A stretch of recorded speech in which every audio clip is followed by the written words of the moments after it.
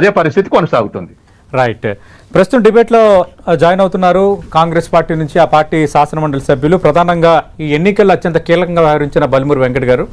బలిమూరి వెంకట్ గారు, మీకు చాలా బాధ్యతలు అప్పచెప్పారు ఎన్నికల్లో, చాలా సందర్భాలు మీరు నాతో మాట్లాడారు కూడా.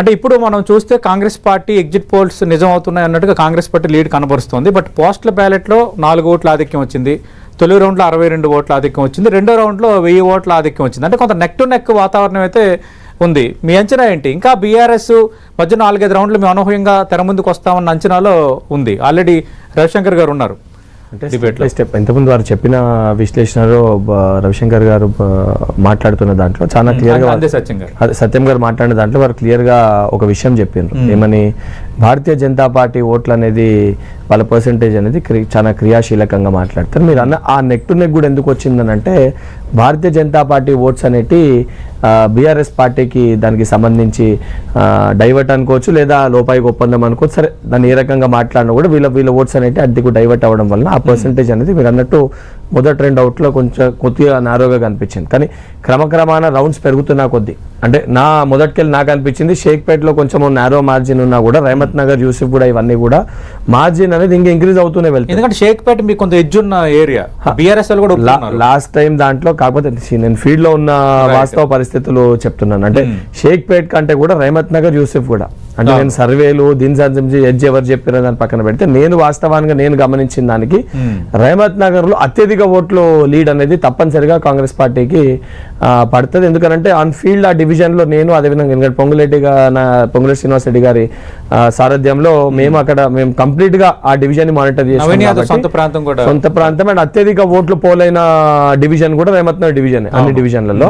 అండ్ ఆ డివిజన్ లో కూడా అత్యధిక ఓట్లు అనేవి తప్పనిసరిగా నవీన్ యాదవ్ పడితే, ఇప్పుడు రహమత్ నగర్ ఒకసారి బ్యాలెట్ ఓపెన్ అయినాక మీకు లీడ్ కూడా ఏ రకంగా పెరుగుతుందో కూడా. అంటే మీరు చెప్తున్న దాన్ని బట్టి రౌండ్ 4, రౌండ్ 5 అనేది మీకు ఒక క్లారిటీ వచ్చేస్తుందని.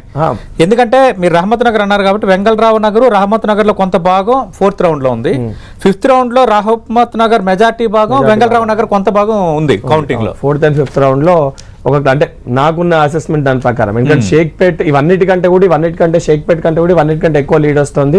కానీ షేక్పేట్ లో ఏదైతే మేము అనుకున్నామో అక్కడ కూడా మేము అనుకున్న దానికంటే ఎక్కువనే లీడ్ అనేది మాకు కనబడుతుంది. 3వ రౌండ్ లో కూడా మొదటికెళ్ళి కూడా మేము చాలా క్లియర్ గా చెప్తున్నాం, margin will be between 5,000 to 15,000. అంటే నేను మొదట్లో 5 to 10 అనుకున్నాం, ఇప్పుడు 10 to 15 మధ్యలో మార్జిన్ ఉంటుంది అనేది. దానికి ఫ్యాక్టర్స్ ఎందుకు అని అంటే కూడా, భారతీయ జనతా పార్టీ ఏదైతే ఇవ్వాల్సిన ఫైట్ ఏదైతే ఉండనో వాళ్ళు అక్కడ ఫైట్ ఇవ్వలేదు. అండ్ నిజంగా ప్రతి ఎలక్షన్స్ కూడా చూసుకుంటే, ఇప్పుడు కంటోన్మెంట్ ఉప ఎన్నిక వచ్చింది. కంటోన్మెంట్ ఉప ఎన్నికల్లో భారతీయ జనతా పార్టీ చాలా సీరియస్ గా ఫైట్ చేసింది. అక్కడ ఎక్కడ కూడా నెక్ టు నెక్ లేకుండే, ఇక్కడ భారతీయ జనతా పార్టీ చాలా క్లియర్ కట్ గా చేతులు ఎత్తేసారు. ఎక్కడ కూడా వారి ఓట్స్ ని కూడా వారు రీటైన్ చేసుకునే పరిస్థితులు, దాఖలాలు మనం ఎక్కడ కూడా చూడలేదు. ఎందుకంటే యూజువల్ గా Bharatiya Janata party elections fight చేస్తే, ఏ బై ఎలక్షన్ లోనన్నా వాళ్ళ కేంద్ర మంత్రులు, అవసరమైతే ప్రధానమంత్రి కూడా వచ్చి ప్రచారం చేసిన దాఖలాలు మనం చూసినాం గతంలో జిహెచ్ఎంసీ ఎలక్షన్ సమయంలో కూడా. కానీ ఈ ఎలక్షన్స్ లో మటుకు వాళ్ళ సీరియస్ ఫైట్ ఇవ్వలేదు, వాళ్ళు ఇండైరెక్ట్ గా వాళ్ళు సీరియస్ ఫైట్ ఇవ్వలేదు అంటే, భారతీయ జనతా పార్టీ ఓట్ అంతా కూడా బీఆర్ఎస్ పార్టీకి షిఫ్ట్ అయింది. ఎందుకంటే లాస్ట్ టైం వాళ్ళకి 14% ఓట్ షేర్ వచ్చింది, అదంతా కూడా అటు షిఫ్ట్ అయింది. మీరు చేసిన కామెంట్ మీ పైన కేటీఆర్ అంటున్నారు, అంటే భారతీయ జనతా పార్టీ సీరియస్ గా ఎలక్షన్ చేయలేదు కాబట్టి కాంగ్రెస్ కి కొన్ని డివిజన్స్ లో అడ్వాంటేజ్ అయిందని. భారతీయ జనతా పార్టీ అంటే ఏదేమైనా, అంటే మీ జయాపజయాలకి భారతీయ జనతా పార్టీ కీలకంగా నిలబడటం అనేది ఇక్కడ అర్థం చేసుకోవాలి. ఒకటి, భారతీయ జనతా పార్టీ ఎవరికి లాభం చేకూర్చిందో మనం ఎమ్మెల్సీ ఎలక్షన్స్ లో గానీ, పార్లమెంట్ ఎలక్షన్స్ లో గానీ, లేదా సీరియస్ గా ఫైట్ చేస్తే మనకు ఉదాహరణలు కంటోన్మెంట్ ఎలక్షన్స్ గానీ మన కళ్ళ ముందు ఉన్నాయి. ఈ రోజు కూడా విశ్లేషకులు అందరూ మాట్లాడిన దాంట్లో కూడా Bharatiya Janata party vote bank అనేది బీఆర్ఎస్ పార్టీకి లాభం చేకూరుస్తుంది అని చెప్పి ఇంతకుముందే సత్యం గారు కూడా మాట్లాడారు. అంటే చాలా క్లియర్ కట్ గా కనబడుతుంది. అండ్ మొదటికెళ్ళి కూడా మేము చెప్తున్నాం, ఈ సర్వే ఒక సర్వే సంస్థ సర్వే రాగానే మేము గెలుస్తున్నామని చెప్పి మొదటి ఈ సర్వేలో చర్చ తెచ్చి మేము లీడ్ లో ఉన్నామని ప్రచారం చేసుకుంది కూడా బీఆర్ఎస్ పార్టీ ఏ రకంగా చేసుకుందో మనం చూసినాం. దాని తర్వాత ఎగ్జిట్ పోల్స్ బయటకు వచ్చినాక, లేదు ఎగ్జిట్ పోల్స్ కరెక్ట్ కాదు అని చెప్పి మళ్ళా గెలవనికి ప్రయత్నం చేస్తున్నామని మొదటికెళ్ళి కూడా కేటీఆర్ గారు కారణాలు ఎత్తుకుంటారు. ఓట్ల విషయంలో గానీ, లేదా సంబంధించి అభ్యర్థి విషయంలో గానీ, ఓటమి ఓటమి చెందుతారని చెప్పి తెలిసి మొదటికెళ్ళి కూడా డే 1 కెళ్ళి కూడా ఈ ఫైండింగ్ రీజన్స్. ఇప్పుడు కూడా బీఆర్ఎస్ పార్టీ వాళ్ళు ఇంతకుముందు ఒక డిబేట్ లోకి వెళ్ళి వస్తే అక్కడ వారు కూడా ఏం మాట్లాడుతున్నారు, ఆఖరి నిమిషంలో అది చేసిర్రు ఇది చేసిర్రు, ఓటర్లని ప్రభావితం చేసిర్రు, ఓటర్లని బెదిరించే ప్రయత్నం చేసిర్రు అని చెప్పి కారణాలు ఎత్తుక్కుంటారు. అంటే క్లియర్ కట్ గా రవిశంకర్ గారు కూడా అన్నారు, డిప్యూటీ సీఎం బట్టి విక్రమార్క, మంత్రులు వీళ్ళందరూ చివరి నిమిషంలో కూడా పోలింగ్ బూతుల దగ్గరికి వెళ్ళడం ఏంటి? నేను భారతదేశంలోనే అత్యధిక ఖరీదైన ఎన్నికల్లో నేను కాంగ్రెస్ పార్టీ అభ్యర్థిగా పోటీ చేసిన హుజాబాద్ ఎన్నికల్లో. బీఆర్ఎస్ పార్టీ రవిశంకర్ గారు కూడా మా సొంత నియోజకవర్గానికి వారు ఆ రోజు శాసన సభ్యునిగా ఉండే.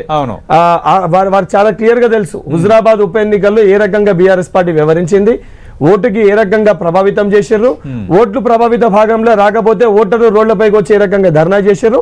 ఆ రోజు నన్ను హుజరాబాద్ లో అసలు అభ్యర్థి నాకు ఉండనీకి ఇల్లు లేకుండే, ఉండనీకి ఎవరు కూడా నాకు ఇల్లు ఇచ్చే పరిస్థితి లేకుండే. నా చుట్టాలను కూడా ఆ రోజు ఇల్లు అడిగితే ఇల్లు ఇస్తే రేపు పొద్దున మాకు బీఆర్ఎస్ పార్టీ ఇబ్బంది పెడుతుంది అని చెప్పి అటువంటి పరిస్థితులు మనం చూసినాం. బీఆర్ఎస్ పార్టీ ఒక స్కీమ్ తీసుకొని వచ్చి మాకు ఎన్నికల్లో ఓటేయకపోతే రెండో విడత దళిత బందే రాదని చెప్పి మాట్లాడారు. ఈ రోజు బీఆర్ఎస్ పార్టీ ఏ ఎన్నికన్నా కూడా ఏ పార్టీ అన్నా కూడా చాలా సీరియస్ గా తీసుకుంటది.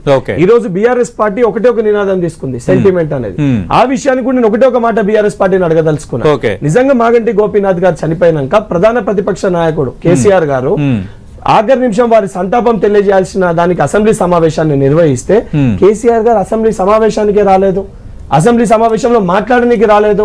దాని తర్వాత పాపం వారి కుటుంబ సభ్యులను అడ్డం పెట్టుకొని, సెంటిమెంట్ అడ్డం పెట్టుకొని మళ్ళీ వారి వ్యక్తిగత లాభం కోసం ఈ ఎన్నికల్ని అన్నిటినీ కలుపుకొని గెలిచే ప్రయత్నం చేశారు.